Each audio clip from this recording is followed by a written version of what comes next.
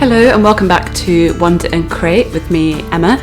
Today I thought I would chat about something that has become really important to me over the last decade or so, and that is on-the-go crafting, or more specifically knitting and crochet, and I wanted to talk about what determines a good portable project. Here in the Northern Hemisphere, summer is fast approaching, and that tends to mean more days out, more vacations. As someone who is almost always carrying a project with them, whether it's to the coffee shop, on my commute, weekend trips, or just days out exploring, which I'm sure a lot of you can relate to, I have learnt that not every project is enjoyable to make on the go. Some are great for kind of slow travel days, others not so much. So today I'm going to share what I personally look for when picking a travel-friendly project, as well as mistakes I've made along the way and some projects that I have really enjoyed making on the go. Hopefully this video will give you a little bit of inspiration for your own travel project, whether you're heading away somewhere soon or just looking for some ideas to take out and about in the world with you. Grab your current whip, make a drink, and let's get into it. I'm aware that I keep saying travel knitting, but this is totally applicable to the crochet community too. I knit and crochet and absolutely do both types of craft when I am on the go. So for me, having knitting and crochet projects with me almost everywhere I go I've really begun to realise how much that makes a difference to me.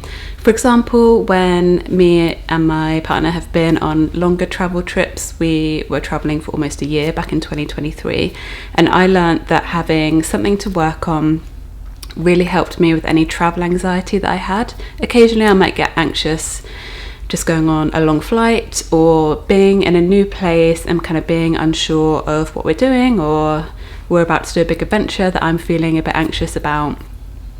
I have found that having something I can work on kind of takes my mind off it, but also helps me process the anxiety a bit, work through it, and feel less anxious about whatever it is. I also find it relaxing, which I think a lot of us do every day. So whether that's like after a busy day at work or after a busy day exploring a new city, I found having something that I can just sit and do at the end of the day in my hotel or on my couch is very relaxing. Sometimes when I'm out in a new place or I've just been out somewhere nice for the day, I can feel inspiration from something I've seen, whether it's something I've seen in a store, someone wearing something. I feel inspired that I want to just, as soon as I get home or to my accommodation, wherever it is, I want to start making something, whether it's based on inspiration or just it's driven me to like work on that project that I already have. I find that, as well as obviously if I go to a new yarn store and I purchase some yarn, I might want to get that on my needle straight away as well and start making something. So there's the anxiety help, there's the relaxation piece of it, and there's also the inspiration. I always like to have something with me for any of those situations. I don't know about you, maybe you have the same, or maybe you don't usually take your knitting or crochet with you on a vacation, for example, but maybe you will know. I actually have a whole video that I did maybe 1 to 2 years ago sharing some other tips for taking your knitting and crochet with you, from tips to how to take everything on a plane with you, what to kind of do's and don'ts for that, and like other kind of packing tips. So make sure to check that out again if you've got a vacation coming up that requires you going on a plane or you're only taking a small amount of luggage with you. I highly recommend that video, which is also a blog post on my website, wanderandcreatewithemma.com. But safe to say, through all of that, I tend to feel a bit lost if I don't have a knitting or crochet project to keep my hands occupied with. Again, I think this is probably quite a similar feeling for all of us knitter and crocheters. Once you get into it, you can become a bit obsessed with it and always be wanting to work on something.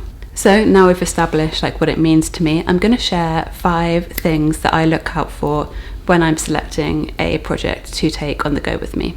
And then I'll expand on that and focus on some very specific projects that I found didn't work and other ones that have been really good projects to do. So number 1 is the portability aspect of it. I tend to pick a project that's small enough that it's not going to take up too much space, whether that space is my daily like backpack or handbag, or it's my carry-on luggage bag.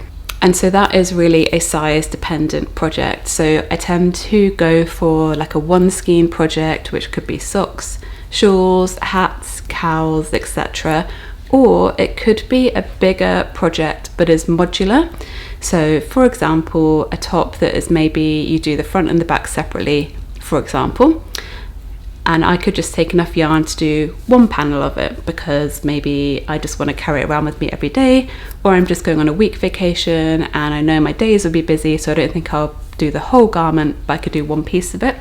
I try and estimate how much yarn I would need for that, take it with me. I also think about where I'm going and the yarn choices that go with that. For example, going to Mexico for 2 weeks, you're probably not going to want to take a project that is worsted wool yarn.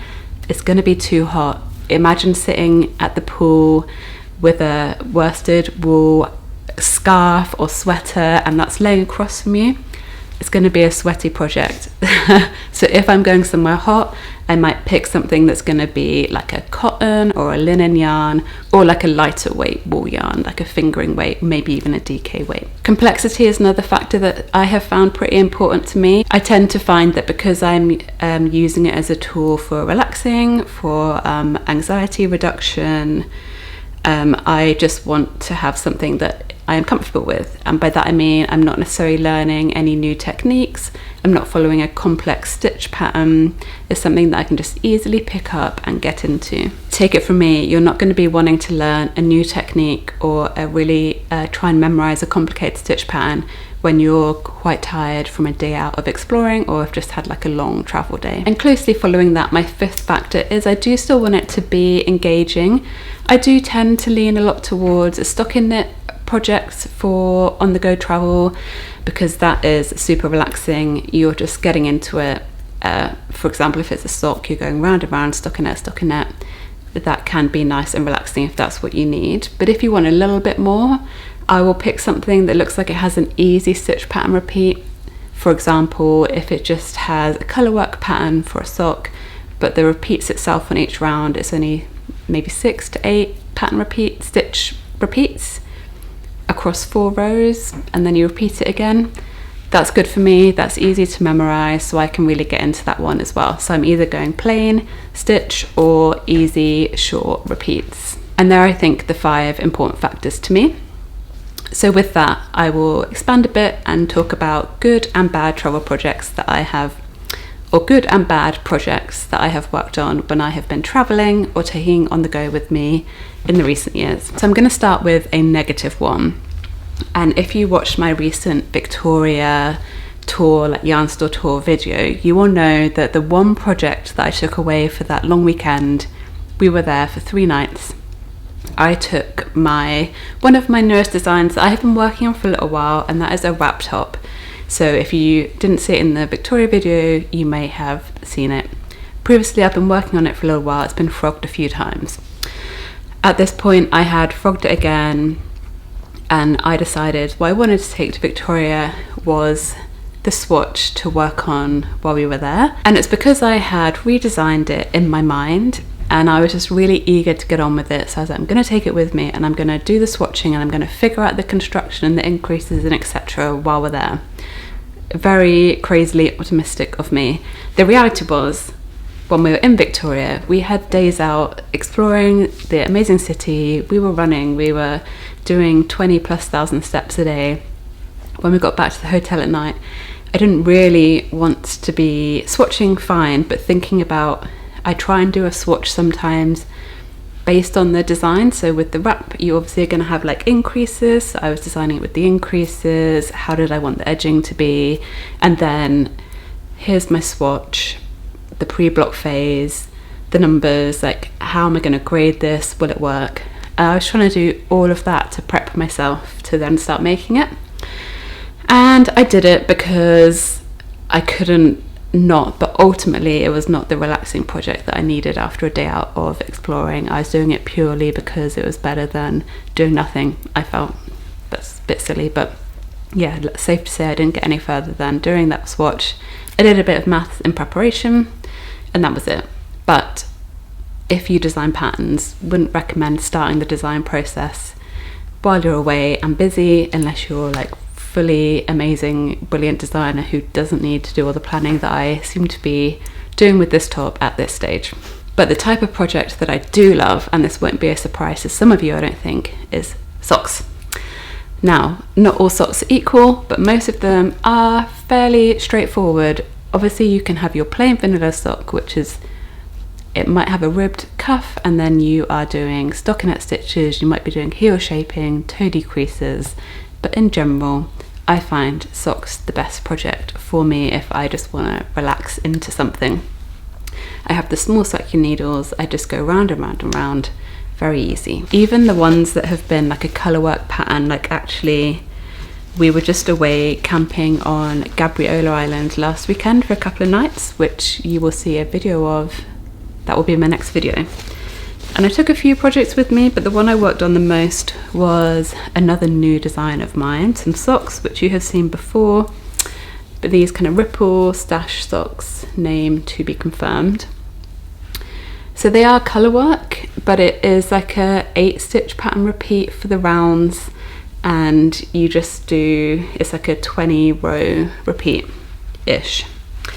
And they're great because I found it, obviously I'm writing the pattern, but I have found it quite memorable to take on. It does require 3 different colours for this particular one that I'm doing. You could have as many colours as you want, but we'll talk about that another time when the pattern is ready.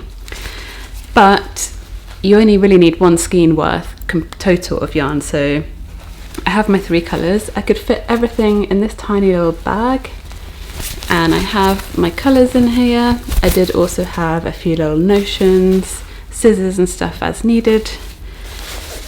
But yeah, I found that's the example of a great travel project for me, because you can fit it all in a tiny bag, not going to take up too much room anywhere. That's perfect. Shawls I think are another great one for this, if it's like a 1 skein shawl or scarf project.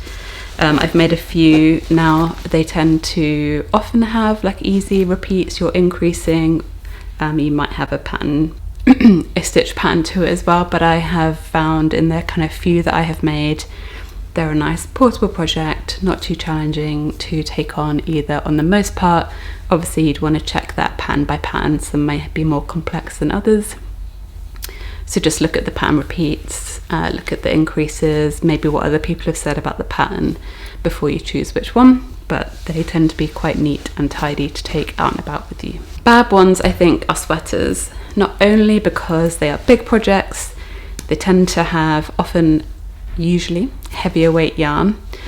But one example I have of this, and I think I've told this story before, but I was once, in our year of travel, we drove across Canada and we spent 2 months doing that, and then we went back through the US. We were away for 4 months in total doing that. But I had purchased some yarn in Vancouver here to make the DRK Everyday Sweater by Andrew Mowry. That's a kind of DK sport weight yarn. I purchased the yarn here. I thought I'd got more than I needed, but I didn't actually start knitting it until we got further east in like Montreal. I think I started it, and it was kind of, we'd been going across the summer. I knew we were heading to fall, so I thought I'd get started on it now. By the time we got to September and it was starting to get cooler, I could be wearing it. But I actually ran out of yarn, and by the time that had happened, we were in Nova Scotia, and I was looking for local stores in the areas that I knew we were going to be in over the next week or so. They didn't stock this yarn that I had purchased here. I couldn't order it online because I had nowhere to send it to. We were kind of on the move almost every day, so that wouldn't have been easy to figure out, if even possible, I don't know. So I ended up going to a store in Halifax and buying some yarn that I thought would be a good sub, and I bought it in a contrast colour, which I love the 2 colours together. It's like a navy and a kind of, I don't know what you would call it, like a goldeny yellow. I'll pop a picture in. I was happy with the colours together. However, the yarn was not really that equal. It feels much thinner. So for this project, I'd run out for the sleeves. So the sleeves are a contrast colour. It kind of looks good, but when I put it on, I'm really aware that it's slightly thinner yarn. It feels slightly tighter than the rest of it, to the point where I'm actually contemplating changing that, but that is for a future video. But yeah, that is one risk you may run into with the bigger projects. You may not have packed enough yarn. You may run out, and if you're like me, where I couldn't wait, I didn't want to just put it one side, wait till I'm back to Vancouver, buy some more yarn. I wanted to finish it, and so that drove me to buy different yarn, which was okay, but not the best.